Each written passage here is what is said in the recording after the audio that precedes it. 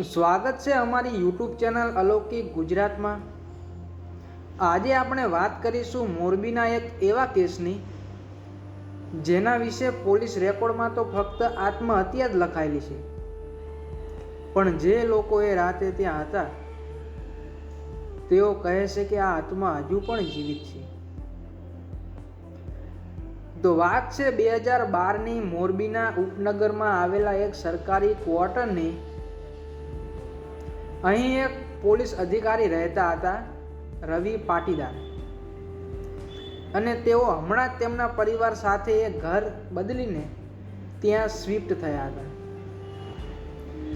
જ્યારથી તે ત્યાં ઘરમાં રહેવા લાગ્યા ત્યારથી જ અજાણી ઘટનાઓ શરૂ થઈ ગઈ હતી, જેમ કે રાત્રિ પર દિવાલ પર કોઈ ખડખડાટ, ટેબલ પરથી વસ્તુઓ આપમેળે ખસી જવી, અને સૌથી ભયંકર તો એ વાત છે કે તેમની દીકરી કહેતી હતી કે એક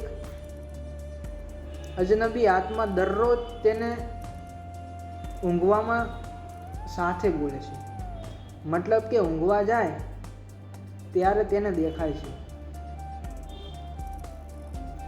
એક રાતે રવિ ડ્યુટી પરથી પાછા આવતા હતા ત્યારે તેમણે લાગ્યું કે ઘરમાં કંઈક ચાલી રહ્યું છે। ઘરમાં જઈને જોયું તો બધાય સૂતા જ હતા। અચાનક રસોડામાંથી થાળીની ખડખડાટનો અવાજ આવ્યો ત્યારે ત્યાં તે ગયો, પણ રસોડામાં કોઈ નહોતું, પણ એ ગેસ ઓટોમેટિક ચાલુ હતો, અને તેને દિવાલ પર જોયું તો નાના બાળકના હાથના નિશાન હતા। તે દિવસથી રવિએ નક્કી કર્યું કે તે ઘરમાં સીસીટીવી ફૂટેજ લગાવે।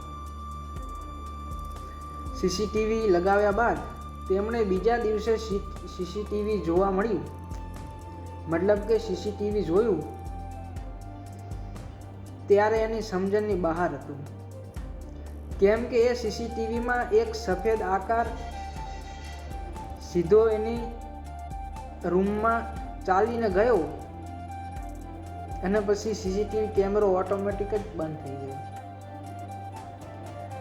તે પછી રવિ બીમાર રહેવા લાગ્યો, અને એક દિવસ રવિએ એ જ રસોડામાં પોતાનો અંત કરી નાખ્યો। સ્થાનિક લોકો કહે છે કે આજે પણ જ્યારે વરસાદ પડે છે ત્યારે એ મકાનમાંથી હસવાના અવાજ આવે છે, બાળક અને સ્ત્રીના રોવાના અવાજ આવે છે। એ રાત મોરબીમાં ક્યારેય ભૂલાઈ નથી। તો શું માત્ર આ એક કિસ્સો છે કે આત્માની ચીસો હજી પણ જીવિત છે? તમારા વિચારો કોમેન્ટમાં લખજો, અને વધુ અને ડરાવણી વાર્તાઓ માટે અલૌકિક ગુજરાતને સબસ્ક્રાઇબ કરવાનું ના ભૂલતા। મળીએ નેક્સ્ટ વિડીયોમાં।